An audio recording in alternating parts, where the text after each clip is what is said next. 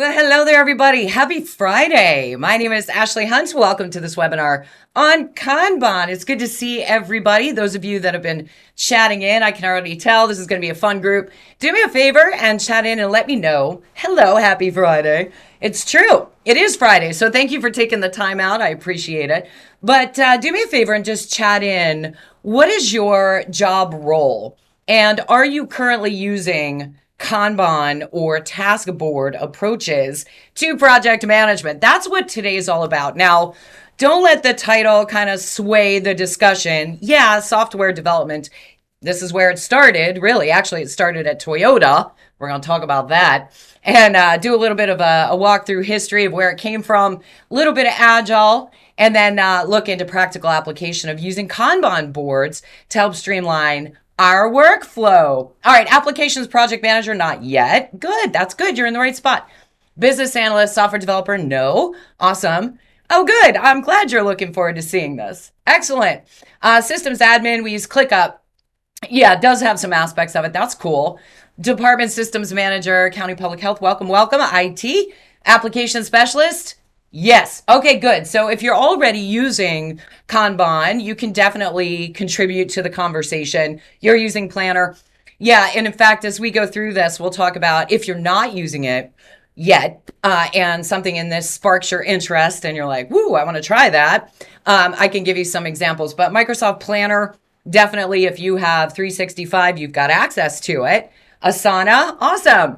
Yeah, so some of this, maybe you're here for a professional development unit, attending a webinar, getting some education credits, that kind of thing. So either way, I'm happy that you're here. We're going to talk about Kanban, where it started, how it influences Agile, and then we'll go through an overview of just some of the considerations for using it and some ideas about capacity and cycle time. Hello, Business Application Manager Smartsheet. Awesome. Yeah. And I'm curious because there are a lot of software, and this isn't a software necessarily demo or anything like that, but there are an enormous amount of softwares that were entirely what we call waterfall predictive Gantt chart software programs out there that are now starting to see the light. They're like, oh, we gotta have both. Too many PM software applications to list. Oh, yeah.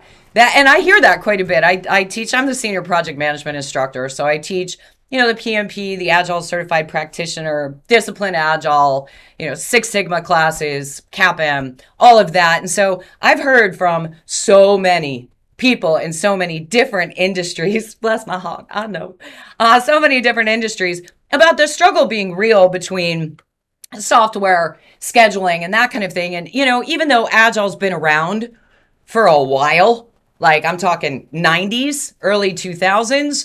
Kanban's been around even longer than that and got pulled into software development as streamlined workflow. So that's really what we're going to be talking about, some nuances, some ideas about, just practical application. If you've never used the idea of a task board or a Kanban board or anything like that before, let me tell you, talking about software, I was super mired with Microsoft Project. I was a project for so many years. And I'll tell you what, this completely changed the way that I schedule. Period. Forever. Like if I never see another Gantt chart, if I don't have to see one, it will be a good day. So we'll talk about that. Now there are aspects of predictive versus agile. So do me a favor and chat in. How many of you would say you're more on the traditional project management side of things where you've got a definitive baseline, you've got a definitive schedule, things that you absolutely have to front load as far as plans are concerned, execute those plans, have formal change control? Or are you more on the agility side? Maybe you're practicing Scrum or extreme programming or one of the 50 plus Agile best practices or frameworks under the Agile umbrella? Or are you kind of in the hybrid zone where we have to do some things that are predictive, but we're trying to implement Agile? You haven't ever developed a preference? That's okay. You know what? Hang in the hybrid. So many people hang in the hybrid. It's like Frankenstein version, what works for us, what we like for us, that kind of thing. Agile, and it's the wild, wild west. I've heard that too. You know why? Agile's easy to talk about. It's hard to do. Okay, hybrid. Yes, hybrid. Hang out with the hybrids, hybrids. Lots of you. Lots of you. And we can definitely, I mean, we'll talk about, yeah, this is sort of like best practice implementation. I think that that's an important conversation to have with other professionals in a webinar type of environment or in a class, because the struggle is real to try and implement some of these agile best practices and so on. And we'll talk a little bit about, where this started, where it came from. If we really look at history, you're new to this, that's okay. You're in the right spot. I promise. I promise. The industry, when Kanban started, it started in the industrial age. Okay, so it started at Toyota. We're going to talk a little bit about the history, where it came from, and why it influenced software development, and how that all got pulled into the more agile umbrella. Kanban and Lean are contributing factors to both the industrial age and the technological age. And when we have software development in the 90s, we have software developers who are being asked to automate systems using software, and they've never done it before.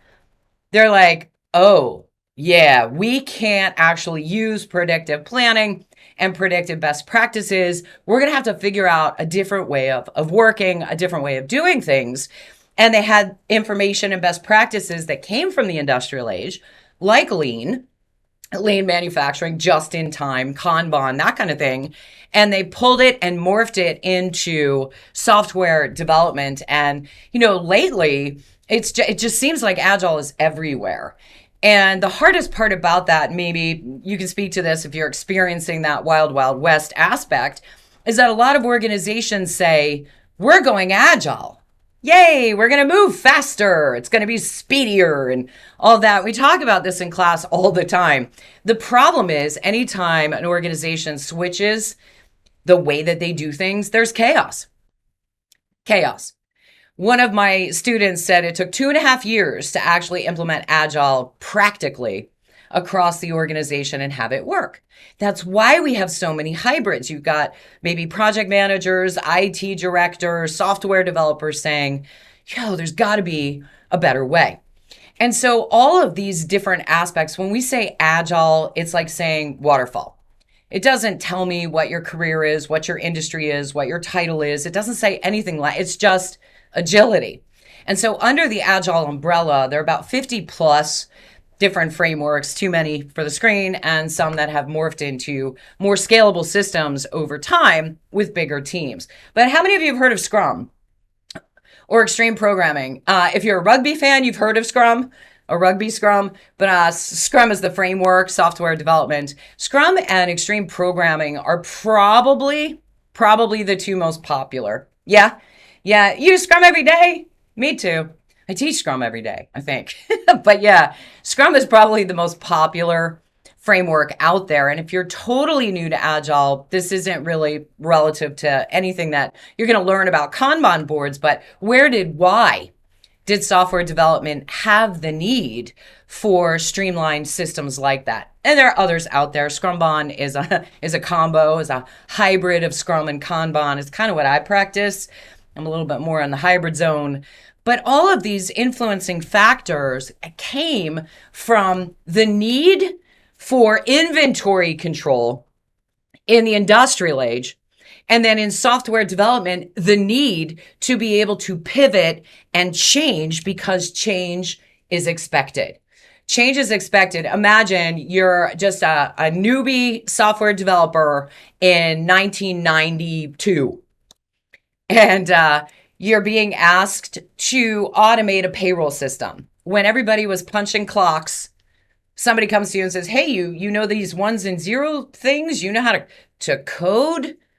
Oh, we want you to automate our payroll system. Have a great day. Thank you.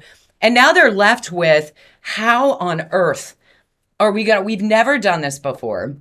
We have an understanding of what we're trying to develop, but there are going to be bumps along the way. There are going to be changes along the way. We're going to learn things. We're going to adapt things. There's no real way for us to put together a front-loaded plan and say this is exactly how it's going to go. There's no way. And so these software developers working in the industrial age got together with the frustration of, you know what, predictive doesn't work for software development. And in essence, Agile was born. There's 17 software developers got together in 2001 and formed what we now know as the Agile Alliance. And during this meeting, it wasn't their first meeting, but during this meeting, the creators of Scrum and Extreme Programming and Crystal Methods and all these software developers trying to adapt and adjust to a massively changing landscape and being the tweeners of industrial versus software development. That's what we're firmly in the technological age. We have AI writing our code now, right? But what they did is they put together something called the Agile Manifesto. Now, I'll show you what that is and just some of the concepts of it that sort of led to how Kanban got pulled into the Agile environment. But just for fun, what were y'all doing in 2001? What were you doing? Were you in kindergarten? Please say no. Were you, in the military? Were you graduating from college? Just for fun. Just for fun. It's, you were already programming. Good job, Bob. Graduate school. Awesome. Okay, feel a little better. Yeah, I'm feeling a little better now. Somebody's going to throw out kindergarten. I know it. Somebody's going to do it. Graduate school. But think about 2001. Oh, you were DJing techno? Cool. High school freshman? All right, I'll allow that. But if you think back into what was going on, oh, thank you, special ed teacher. That's awesome. Good. Thank you. We need you. For sure. But Agile, it was like one of those things where 2001, think about that. We just lived through Y2K, right? Where just you've got mail using dial-up. Does the modem sound give you flashbacks? Second year in IT? That's what was going on in the technological age, and ultimately trying to develop software faster to get in front of this bubble, right? The .com and all of these bubbles that were happening in the technological age, and automating systems in the industrial age sort of led these software developers to be like, there's got to be a better way. There's got to be a better way. So the Agile Manifesto, while it's deeper than it looks, and we'll talk about it, it's more in-depth than it looks. It doesn't exactly explain how to do these things, right? Which is why we use Scrum and Extreme Programming, but it's all based on the Agile Manifesto. And basically, the software developers said, look, we value individuals and interactions over processes and tools. That doesn't mean there isn't space for process and tools. There are. Like if you take my Agile classes or anything, like there's process. There are tools, Kanban being one of them. But individuals and interactions, that ability to have these conversations, and if you are ingrained in Agile, you probably heard fail faster, succeed sooner. We like to say fail smarter.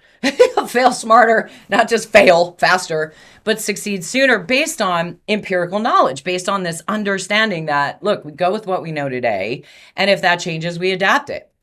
Working software over comprehensive documentation.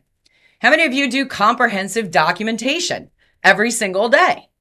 That sounds awesome, doesn't it? What, we just work, but we don't have to document? But what they meant was comprehensive front-loaded documentation, like in predictive, every day. Nope, not anywhere close. Lucky. Practicing agility. But yeah, that bogged down of we know our documentation's flawed. I actively run from it too. I'm not kidding. I'm like, yeah. Just seeing it there makes me want to run. But I feel that. I understand. And being that predictive project manager, putting that all into, documentation that's just going to change, that isn't going to be realistic, that is actively flawed, it's a waste of time. Let's just focus on building the software. And a lot of this does lead to that idea of Kanban, pull systems just in time in order to produce software more effectively. Customer collaboration over contract negotiation. Doesn't mean there aren't contracts in the Agile world, but when things change quickly, we want to make sure that we have the ability to collaborate with our customers and so on, responding to change over following a plan. That's literally think of the word Agile, agility. Unfortunately, as mentioned before, a lot of organizations think Agile means speed. Like you're going to do things faster because you're practicing agility. Anybody feel that? Is the struggle real? because it's just not true. You're producing value faster over time, incrementally over time, but it still takes the same amount of time to produce the end result. Not faster, more efficient, Tom. Exactly. Yep, illusions of grandeur. Yes, speedy, speedy. But you're right, not faster, more efficient. More value faster over time just is an emergent design.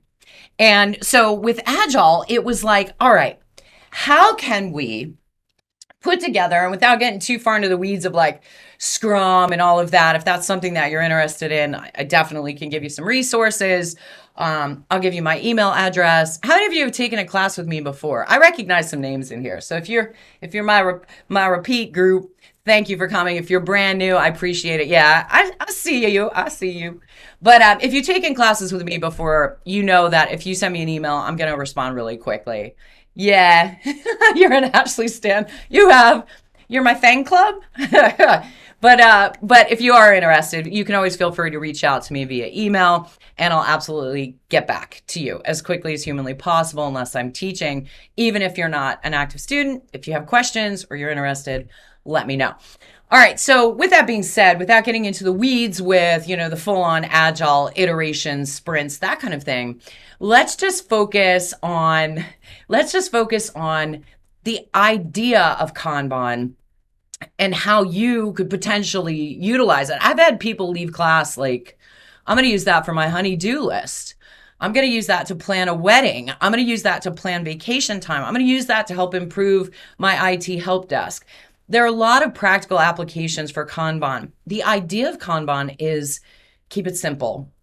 Simplicity. That doesn't mean your projects are simple. Okay? Not simple. I'm not saying they are. And there are dependencies and other things that we're going to talk about. But the idea of visual, our brains can process visual images or pictures 60,000 times faster than text. And so if you look at anybody using Gantt charts pretty actively, yeah, if you're using Gantt charts pretty actively, yeah, we can read them, but it's a lot of text, right? It's a lot of text. It's a lot of dependencies. It's Gantt charts. It's due dates. It's this, it's that. What if we could just kind of take that away and make it easier to read? What if we could just take it away and make it easier to read? Well, the idea of Kanban is the combination of two Japanese words that, when put together, mean signboard. And actually, Kanban was created in 1603, not in the way that we know it today, but the actual signboard, where shops in the villages and the cities would actively compete with each other for the best visual image on an actual signboard in front of their shops to get people to be like, hey, it's like advertising, right? Woo, shiny things. And they would actively compete. And they do it now with, neon and all sorts of things. It's still going on. It's just a little bit different. So 1603, we have the concept of a signboard. Well, if we think about the industrial age, if we think about Toyota, and Toyota after World War II wasn't doing very well in the market. They were overproducing automobiles that weren't selling. They didn't have an understanding of the actual market and were actively losing money and not competitive in the manufacturing environment for automobiles. That's why it was all Ford and Chevy and all of that. Well, a gentleman named Tahichi Ono was promoted up the ranks in Toyota, and at the time started to see a lot of inefficiencies in how the business was being run. So he went over to the American car manufacturers in Detroit to kind of study what they were doing and why they were, just beating Toyota left and right. But the interesting thing is, yeah, they learned some things from our American car manufacturers, but where they learned the most was in a grocery store. And that grocery store was Piggly Wiggly. And that's just like a random thing. You don't need to know that, but I found it hilarious. So Tahichi Ono goes into the grocery store and is watching the shelves being stocked and people buying things and that kind of thing. And over the course of a week was really studying sort of their supply chain and how things were working there, and was completely baffled as to how supply was being just in time and all of that. So think about it. If you go into the grocery store and you buy a gallon of milk or OJ or something like that, you pull it down and phoom, another one comes down. Now we have the capacity maybe for another creamer or another gallon of milk, depending on our family and our capacity for that week. So we can pull more toward us and put it in our cart if that's based on our capacity. Nobody's going to buy an extra gallon of milk that they're never going to drink. Like, why, right? So if our capacity is only one, so he's watching this. Then as they're scanning the gallons of milk, one goes into inventory, scan another gallon of milk, another goes into inventory. And Ono was like, oh, right? Takes that idea of a pull system, a just in time, and applied it to manufacturing. And so there's actually this old photograph. I'm kind of a history nerd, sorry. But there's this photograph at Toyota with all of these cards hanging on like clothesline. And every time a Toyota was sold, that model's card would come off the line and it would go back to the beginning to produce another one. So that led us to just-in-time manufacturing. The idea of lean, just-in-time, and Kanban as a system to control the logistical chain from a production point of view, and is inventory control. Too much inventory is a waste of lean, and it offers no value. So the implementation of Kanban and what was actually taken by the software developers when they were developing more agile-esque means or ways of working, and what we're seeing today is that idea of visual workflow. So let me ask you this. If you've never used Kanban, you have no idea, you never used it, how many of you use checklists?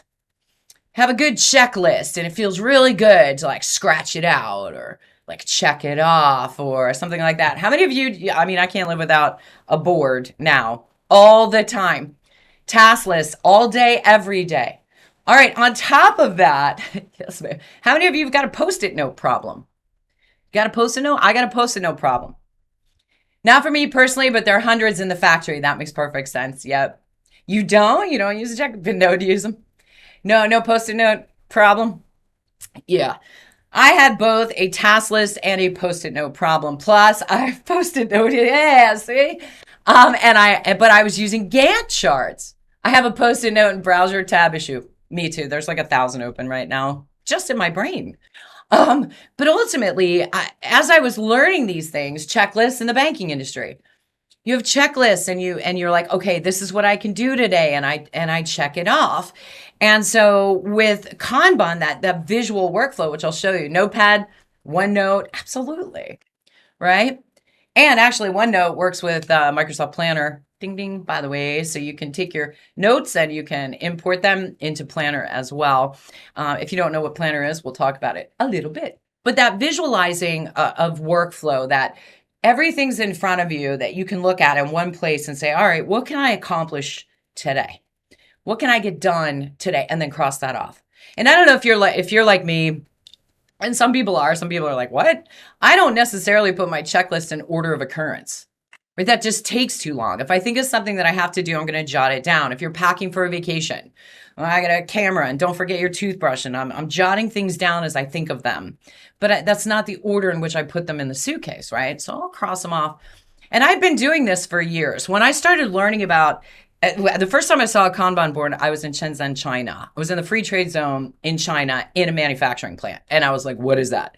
And they said Kanban. And I said, show me how it works. And they did. And I went, there's a reason why I have a Post-it note problem. Limiting work in progress seems counterintuitive, right? If you don't do as much at the same time, you get more done. Let's talk about multitasking because I realize some people, not me, some people are better at multitasking. Like I can't talk and type at the same time.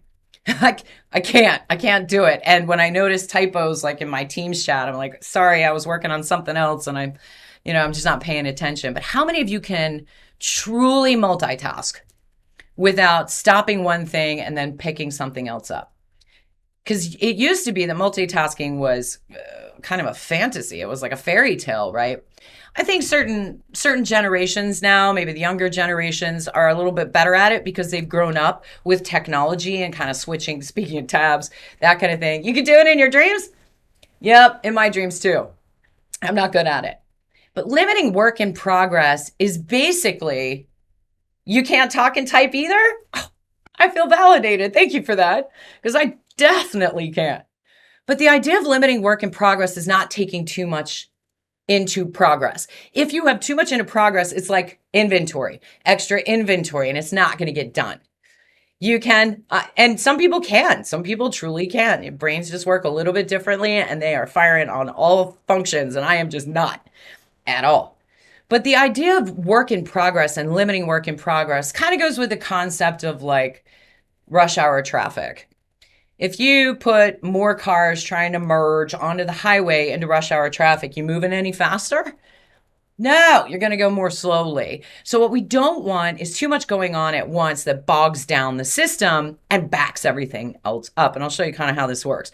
Also, we want to focus on the flow of work. We want to focus on pull systems, pulling work into progress and moving it over to done, but having that visual workflow that anybody looking at it will be able to identify what's going on. And then the other aspect of just, agile, but Kaizen is a combination of two Japanese words, Kai and Zen, which loosely translates to change for the better. How many of you have heard of Kaizen or practice it? Usually it's more attributable to improvement in quality control, improvement in process. And there's no format for it necessarily. It's just the understanding of, hey, we can't stop. We can't stop business. We can't stop the flow of business, right? What we can do, though, is focus on small, continuous improvements over time to, ultimately improve a lot over time. Your company lives and dies on Kaizen. Love that. You've heard of it? Yes, yes, yes. Not that they die on Kaizen, but yeah, that continuous improvement, which probably tells me that you do a lot of like retrospectives or what should we keep doing? What should we stop doing? What should we change? Let's adapt. Let's adjust. And so continuous improvement, especially when we start implementing new best practices, it's like the wild, wild west. The struggle is real. This is why organizations are like, why is everything in chaos? Well, guess what? You stopped everything that we were doing, completely flipped the switch, and now you expect everybody to be able to talk and type at the same time. They can't, right? There's going to be chaos. It's going to take practice to be able to visualize workflow, to be able to limit work in progress, to make your policies explicit, meaning that this is what we're doing until we learn something different. And if we learn something different and makes it better, then we'll try it. We're going to implement feedback loops. So collaboration, communication, very, very big in just agility in general, and improving collaboratively and evolving experimentally with that Kaizen approach. And, there isn't a set process for Kaizen. It's just continuous improvement. It's like having a Zen moment, right? What am I focusing on today? What am I going to improve today? But organizationally. So the principles of Kanban is to be able to see the work, to visually see the work, the workflow, what needs to be done, what is being done, and what is done. And I'll show you what a board looks like. Improve the process, keep useful changes, and learn from ineffective ones. So how many of you are in an industry or in an organization where you could legit go to the powers that be and say, I don't think this is working. If you live and die by Kaizen, you probably can. You can probably say, look, I figured something out. I think this is going to be a better way of doing things. Let's try it. And they all go, yay, yeah, let's do it. Or do you work in an organization where it's, yeah, but we've always done it this way. Yeah, but we have compliance, which is real. Yeah, but we have process. This is what works. That's the way we've been doing it forever. Man, I hate that. It's like, okay, if it works, great. if it works, nobody would come up to anybody and say, I think there's a better way of working. But yeah, hence the die portion. Oh, I get it now. Let's try this. It'll make things so much better. Oh, no, it didn't work. Darn it. Yeah. But look, we learn from ineffective changes, right? That sounds like it makes way too much sense. We should never try that. I joke. Yeah, exactly. And that's unfortunate. And this is why a lot of organizations can't go agile, right? Because it's easy to talk about, it's really hard to do, and it's really different from, regular day-to-day business. But learning from ineffective changes. And can you think of somebody that is big time in the public, owns multiple companies, might be described as a tad bit strange, trying to put things into space, very much a risk taker, love him, dislike him, whatever you think about Mr. Elon Musk, right? Every time I see him interviewed and something fails, another SpaceX rocket blows up, exactly. Another, this Neuralink didn't work in this, or I'm just going to change the name of Twitter, like whatever. Every time they interview him, they say, oh, this didn't work, that didn't work. And he said, yeah, but we learned a lot. Oh, it could be the Beebs too. It could be the Beebs too, for sure. But I was thinking of Elon Musk. But learning from ineffective changes, that's that whole mentality of failing faster and succeeding sooner, or failing smarter, succeeding sooner, and it makes organizations uncomfortable. So we can start a little bit small. We can use Kanban, whether we practice Agile or not. We can take a look at, well, there's that too. Yeah, we could, Franco's a whole other conversation, but visualizing the workflow being front and center and how to get from start to finish. Isn't it nice to have a process flow diagram, have a checklist to follow? How many times have you ever put together furniture and it took like 7 hours because they just have terrible pictures? There's no, it's visual, but it's impossible to follow. So what we want to do is keep things simple and understand that small, continuous changes for the better inevitably affect the organization or just our projects. If the organization is like, meh, no, we can do things. That's why we see a lot of hybrids. We see a lot of project managers working from the team level or the bottom up level to say, you know what, that sounds like a great idea. How can we take a look at our workflow and not try and multitask too much? And I get it. We're talking perfect world. Most of the classes I teach, I'm like, this is perfect world. We can also talk about real world, which we do. How do we implement some of these things? And oftentimes there's this idea or ideal that we can get more done in a week than we actually can. So let me ask you this. In a 40-hour work week, how many hours would you say you dedicate to your job, your work? In a 40-hour work week, how many hours would you say, realistically, you are absolutely focused on the job at hand? You're not taking a lunch break. You're not sitting in meetings that should have been emails. What's your actual capacity? 32, 20 or less? I'm not judgy. You do you, right? Whatever has got to be done to get the work done. 15 to 20, 25. Good week, 24. Right on, right? So if we add more, I knew somebody was going to think that. I'm not going to tell on you. I didn't name names. It's not in the recording. But ultimately, when we look at capacity to actually focus on dedicated workflow, most organizations or the powers that be say, well, you got a 40-hour work week. You should be able to do 40 hours worth of work there. You know what that is? That's ideal time. And it's only ideal for senior management. That's it. It's not ideal for the people that actually have to do the work. So when I say limiting work in progress, I'm not saying, oh, you do 24 hours, bump that down to 15, get less done. No, it's just that understanding of what do I have in progress? What do I need to accomplish? How am I going to manage the flow of work? How am I going to remove extra steps that are bogging me down so that I can focus on value-added effort to the work and not be spending a lot of time doing stupid things that eat up a bunch of time that aren't necessary toward the job?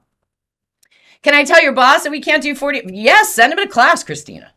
Or her, please. Yeah, and I always tell people, hey, go back and tell your boss that PMI said to do it this way. Project Management Institute, and they're like, okay. I'm like, don't put that on me. They have my email address.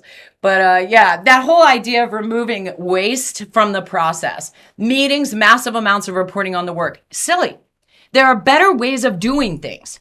Meetings that could have been emails are probably one of my number one, like seriously, why? Why? So one of the things that I truly, really enjoy about just Agile in general is this idea of time boxing, of having a daily huddle or a daily stand-up meeting for 15 minutes. What did we do yesterday? What are we doing today? What impediments or speed bumps are in my way? No solutions, 15 minutes, you're mid-sentence, sorry, time's up. And then having retrospectives at the end of each iteration of 2 weeks or 4 weeks, or if you do lessons learned meetings for predictive types of projects or whatever, so it's too late. Project's over. Be like, yeah, that hurt. Let's try not to do that again. Whereas in a more agile fashion, that continuous improvement and having policies that say, look, we've got these time box daily huddles. We have a retrospective for an hour every 2 weeks. And we talk about what are we going to keep doing? What are we going to stop doing? What are we going to change, Kaizen, and implement it? Or Teams messages instead of an email, because I get way too many of those. Yeah, sometimes they're faster, but for me, it's video calls. Like I'm just like, which is weird because I'm on camera all the time, but video calls, I'm so awkward. So I'm like, please don't video call me if we can help it, that kind of thing. So ultimately, when we talk about improving collaboratively and evolving experimentally, we don't necessarily need to get into the theory of constraints and the study of bottlenecks and process and all of that, or lean. These are just some of the things that we do talk about in our classes. You guys can hear me, right? Just making sure. Anytime I see something where somebody's like, I can't hear, just make sure you can hear me. Just yes or no. Awesome. Thank you. Perfect. Sometimes it's just a refresh. Not that you can hear me, but you could refresh. Okay. So the theory of constraints, the study of bottlenecks, the system of profound knowledge. Yes, thank you. The system of profound knowledge really is just a study of variation. If we do it this way, what are the results? If we do it that way, what are the results? Often utilized in quality control and continuous improvement, trying to remove waste from the process. All of these things contributed to Agile, but they all came from the industrial age. So I want to talk about sort of the steps for Kanban. Now, I want you to imagine, and I'll show you this, a whiteboard, okay, whiteboard. And on that whiteboard, there are 3 swim lanes, and I'll show you these swim lanes. The very first swim lane or bucket or bin, okay, they used to be called a 2-bin system or a 3-bin system. We're going to use a 3-bin system. And the header at the first swim lane is to do. The header of the second swim lane is doing or work in progress. And then the third swim lane is going to be done. So what I'm going to do here is build a Kanban board with the steps for building a Kanban board and show you how that workflow actually works. One of the very first things that we need to do, and this is why I asked you how many hours in a 40-hour work week, we need to determine our team's capacity. What is their capacity to take work into progress? Because we don't want too much work in progress. And we want to make sure that the right people are doing the right work based on their own capacity. But the beauty of Kanban is allowing the team to pull work from to do into doing, and visually everybody can see that. Now you can customize your columns however you want. You can call them whatever you want. Well, I just keep it simple. To do, doing, done. To do, work in progress, done. But sometimes we might need a signature. Sometimes there might be rollout training for things, so you can call your buckets whatever you want. Now, I want to talk a little bit about, this is actually Microsoft Planner. It's just a demo in PowerPoint in Microsoft Planner. But how many of you use 365? I know some of you are using Planner right now, right? If you don't have Microsoft 365, because Planner is an app that you do have to download to be able to use. So it doesn't come like standard where you just open up your 365 and there's Planner. It's not, you used to.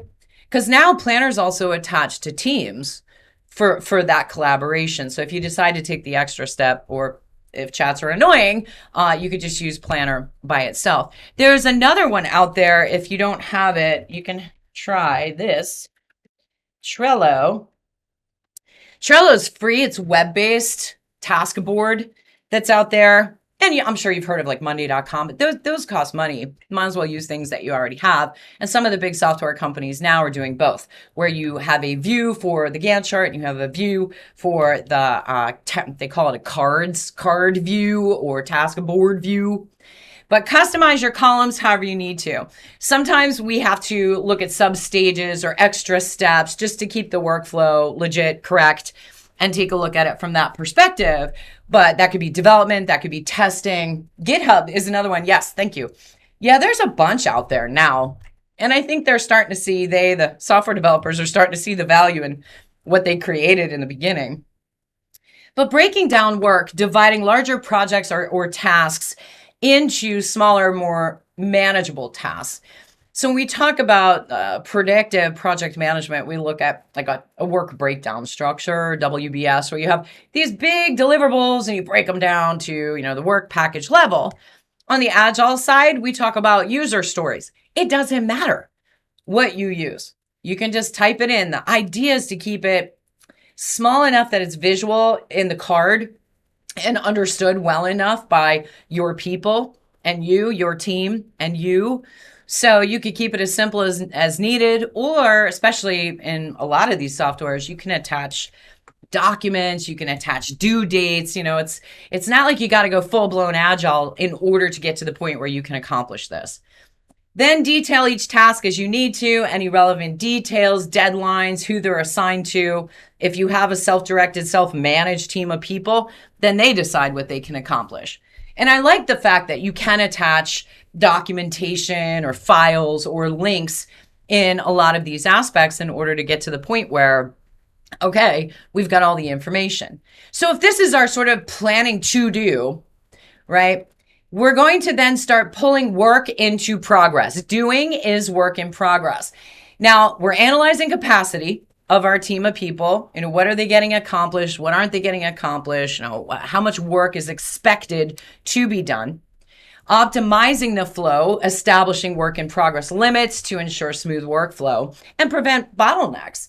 Right? We want to make sure your team abandoned Trello, and that's okay. Trello's kind of clunky. I'm not going to lie. I mean, I use it sometimes for demos because it's web-based, but it can be a little bit clunky or they want you to upgrade to the pay version. I much prefer Microsoft Planner than Trello, but if you don't have access to it and you want just a free version to plan a wedding or plan a big event or something, you could totally use Trello for that, for sure.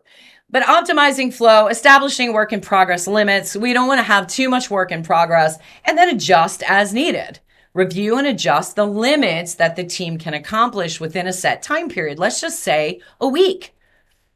Because if we pull too much in and there's too much in doing, not a lot is actually going to get done. So when we're looking at work to be accomplished from the to-do, we're going to click and drag and drop it into doing. So one way that I saw this really work out really well for a group of folks that had never heard of Kanban before, and I can't remember what class it was, but it was during the pandemic. It was a help desk and their IT, director, IT manager was in the class as well. And they're like, boy, we are really struggling with help desk, trying to go from completely totally co-located team to everybody's virtual. Nobody can remember their VPN password. It's a nightmare. And we have all these tickets coming in. We can't handle it. So do me a favor, pull up Planner. Let's walk through it. And so everybody's virtual and they see the tickets come in. One person would add them to do. They would make them red, yellow, green, high, medium, low, whatever. Here's the ticket. And in real time, they could see their team member pull the ticket into doing work in progress and know that that person was working on it. And if they had questions, they would chat, reach out, go, hey, I can't solve this. But they weren't having duplicate tickets. You could see the workflow. This is done. This is done. I'm working on this. This is done. And they said it absolutely inherently improved their workflow and their best practices and processes across, just the work. And that's help desk, that's IT, that's wedding planners. It could be anything. So all of these things that were in to do are now in doing. And we just, it's workflow. So we keep adding, or we plan out a week and that's what's to do. And we pull work into progress and make sure that everything's as it needs to be. And once that work is done, it goes into the done column, and more comes into to do. So it's literally just little cards or post-it notes or whatever the case may be. And as new work comes in, we want to make sure that there isn't too much work in progress that then gets pulled in from to do. The goal is to move it through workflow into done. So, I mean, even if you've never seen a Kanban board before, even if you've never seen a task board before, just imagine a whiteboard with to do, doing, done, and everything that you need to do that week on a post-it note. And you stick the post-it notes to do, and you're like, this is my capacity today. This is what I'm going to work on. And when that's done, I'm going to move it to done. These two things are within my capacity to do today. And then I move them to done. It's very easy to read. I'm not saying our jobs are easy, but it's very easy to see what needs to be done, much like a checklist, what is being done, and what is actually completed. That doesn't mean we can't have Gantt charts.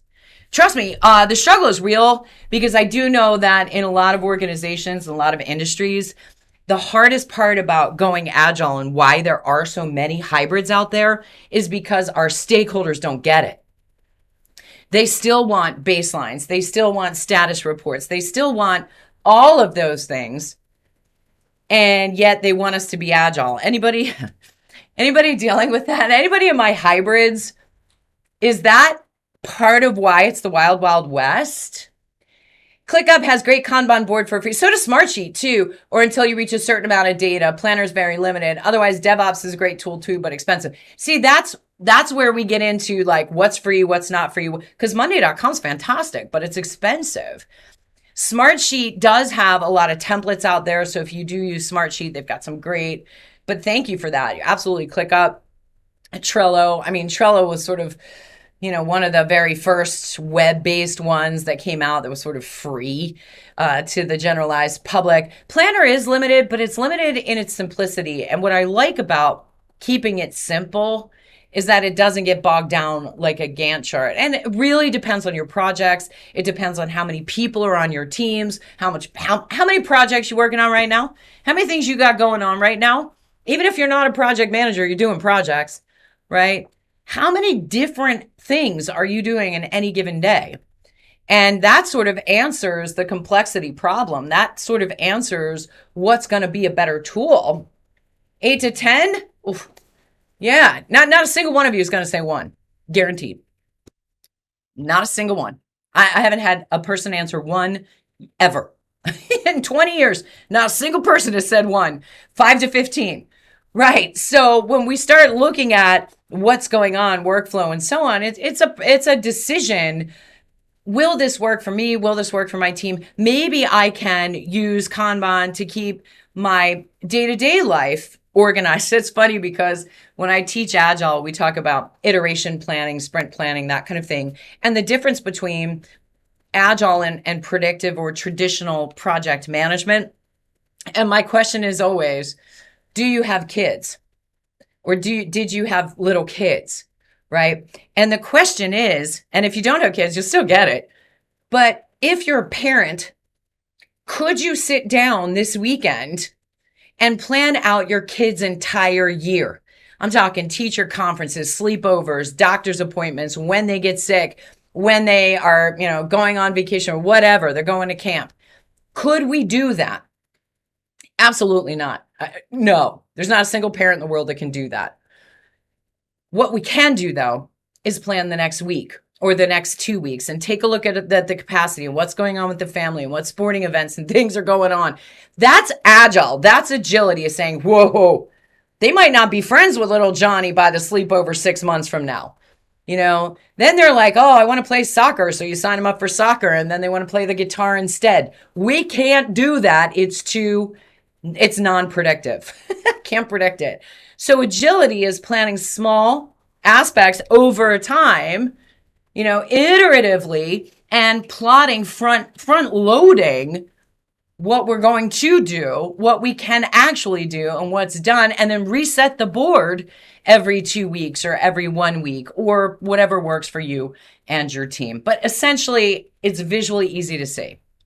It's not easy necessarily the work that we all need to do, but it does give us this visual aspect that's, for me, it's just cleaner, Then a Gantt chart. Gantt charts are very confusing to look at, I think. And, really the goal is to have anything that's to do, regular updates, encourage team members to update the status of their tasks frequently, review meetings, hold regular reviews. How are we doing?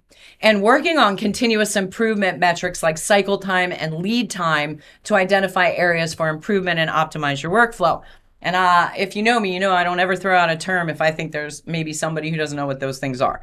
So when we look at lead time is essentially what the customer sees. And I use customer loosely, but let's say we're creating a software program for an actual customer. And I always use something simple like type, spell check, print. What if we do that? And essentially, what the customer sees is from the request to the final delivery. And that is time, right? So they're looking at that time. Cycle time is within the team. It's value-added time plus non-value-added time equals our cycle time. So if you had a meeting scheduled for an hour and it lasted an hour and a half, and it was for no apparent reason whatsoever, it just dragged on and on and on, guess what? Value is that 1 hour meeting. Your total cycle time is an hour and a half. So there might have been 30 minutes of wasted time. But when we look at cycle time, we can always focus. That's where Kaizen comes into play, that continuous improvement. Well, that meeting could have been an email. Next time, we're going to send an email. We're going to have ChatGPT write it. So it takes 30 seconds and then we send it. Whatever the case may be, focusing on continuous improvement, Kanban can allow us to see all the pieces of the puzzle sort of outlined and visual movement of work in progress. And that's how Kanban, that pull system, that's how it influences. And I just use project because I'm in the project management space and that's what I teach, but it's applicable across the board in numerous industries. It started in the industrial age, right? And it morphed into this agile space. And now, like I said, our technology is moving so much faster than it ever has. How many of you are using AI? Just out of curiosity, because we're getting close to wrapping up. How many of you are using ChatGPT? Because if you are, if you're allowed to, it can also help you create your task. It can help you prioritize your task. It can help you kind of work through. You are, yeah.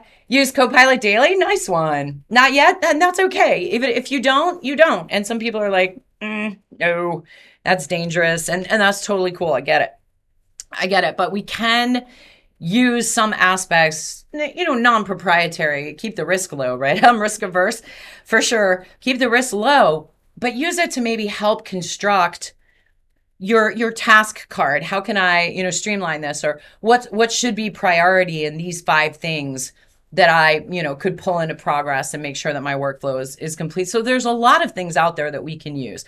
Kanban is just one way, right? It's a way of looking at workflow. If you use process flow diagrams, it's a similar aspect of that visual. Okay, here are our decision points and this is what we're doing. And it's a model for incremental improvements rather than a set, do it this way. You could open one up. I missed that earlier, chat. You could open one up and ultimately decide what's going to work for you. And that's kind of the cool thing about that. With Gantt charts, it's breaking it down to the task level. And is it a finish to start to start, trying to plot out our projects. For me, I love the idea of saying, okay, here's everything I got to do this week. And I have to expect 1 or 2 surprises. 1 or 2, not risks, but surprise. Can you do this real quick? And so I plot out my board for the week and I go, okay, what can I accomplish today? I've got my class load, this class, PMP classes are 4 hours, that's a big chunk of my day. And so what is my capacity for the things that I can get done? Okay, I can write a 20 question practice exam, pull that into progress. You know what? If I can't, it stays in to do and I pull it into progress when I have the capacity to do it. As long as my work is accomplished within the set time frame that's expected or self-imposed, which is more likely, then I can work on it when I can and when I need to and when I have the capacity to and when I have the ability to. And that's what's really cool about all of these, philosophies and things in agility that we can try. Kaizen, visualizing workflow. Osmotic communication is a co-located team that can overhear new and better ways that people are talking about and kind of choose to lean in or not. It's communicating or learning through osmosis.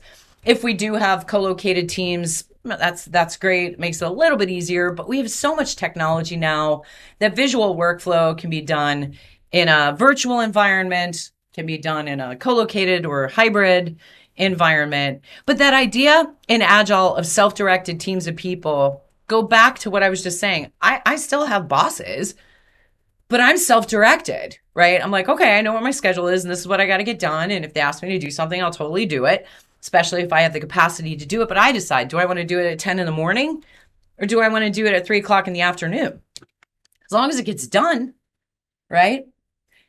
Tailoring is probably one of the best skills that we can have in any industry, is to say, what's new, what's changed, what can we use, what can we not use? Organizationally, they're sort of the immovable object as far as we've always done it this way. And there might be good reasons for that. Regulation, compliance, etc., rules.